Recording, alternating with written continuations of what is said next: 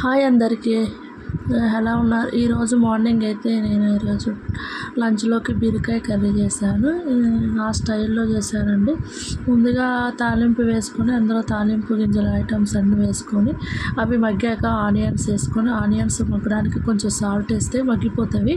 Salt వేసి మగ్గిపించినాక తర్వాత బీరకాయ, టమాటో, పచ్చిమిర్చి కూడా వేసేసాను. తాలింపులోనే కరివేపాకు, పచ్చిమిర్చి అవన్నీ మగ్గిపోయినాక బీరకాయ, టమాటో వేసేసి మగ్గబెట్టాను. బాగా ఆయిల్ మొత్తం పైకి వచ్చేటట్టు చేసిన తర్వాత దాంట్లో 3 టీ స్పూన్లు అయితే కారం వేసుకున్నాను.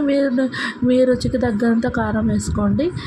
కొంచెం సాల్ట్ కూడా వేసి ఫ్రై చేసి కొద్దిసేపు మీడియం ఫ్లేమ్లో పెట్టి ఉంచేసాను. తర్వాత మిల్క్ పోసాను. మిల్క్ పోస్తే చాలా బాగుంటుందండి పెరుగులో. ఇంకా పెసరపప్పు కూడా వేసుకోండి. మన ఛానల్లో ఉంది, అది కూడా చూడండి ఒకసారి.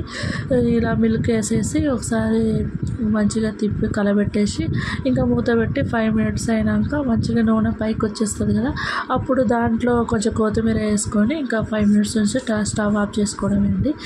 ఇంతే. ఈ వీడియో మీకు నచ్చినట్టయితే లైక్ చేసి సబ్స్క్రైబ్ చేసుకోండి కొంచెం ప్లీజ్. అందరికీ షేర్ చేయండి. Bye bye.